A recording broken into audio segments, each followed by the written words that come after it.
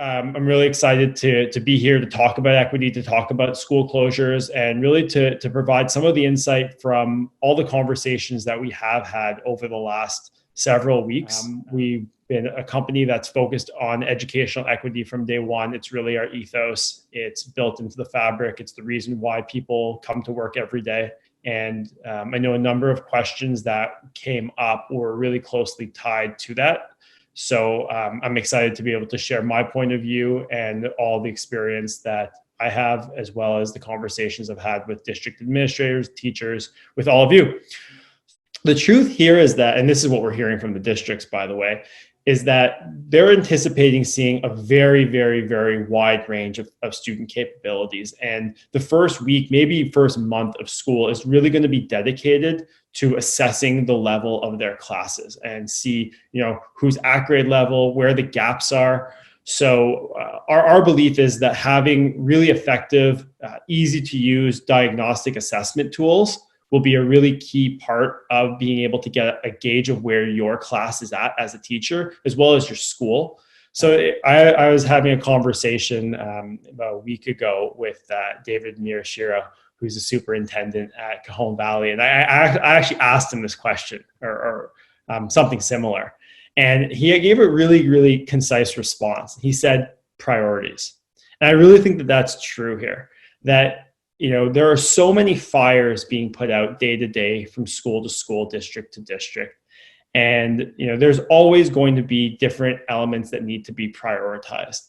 In this particular situation, it's become very, very evident how important both the hardware and software pieces of technology are. And so now it's taken something that was likely on everyone's radar and brought it to the top of the list. So I have an enormous amount of empathy for all the families who are out there, homeschooling effectively or COVID schooling now, and have really sort of turned their homes into schools. I know just on our end locally here, our co-founder and COO Roberto is at home with two kids, and he's there teaching them, taking care of them, and also running a company. So I definitely have an enormous amount of empathy for everybody who's going through that, and definitely a challenging time.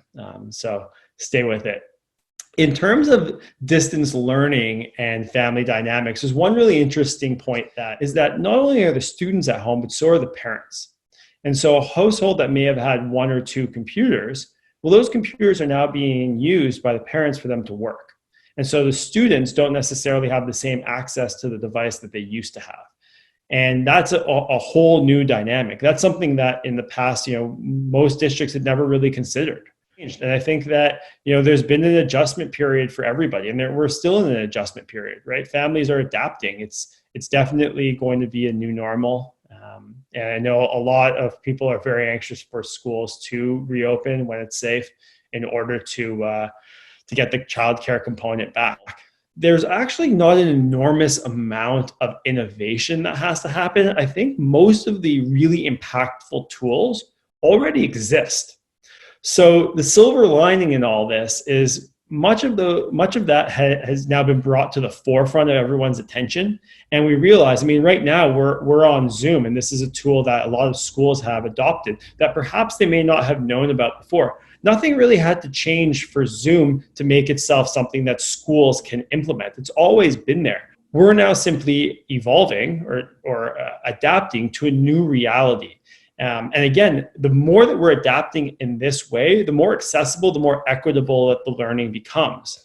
So my one piece of advice here is be intentional with anything that you're going to be doing. Make sure you vet it, follow the proper process. Again, this is where preparation and being adaptable is really important, as well as communication. Come back to sort of the three keys to the top districts. And I really think that there's an opportunity here, but we have to be cautious. We have to be smart and vigilant as we do implement the new technologies.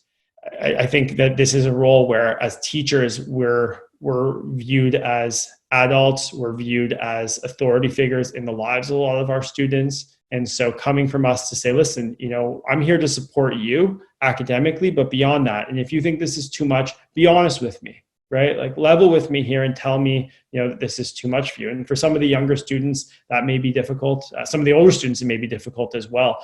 But trying to get through and let them know that you're there to support them is really important.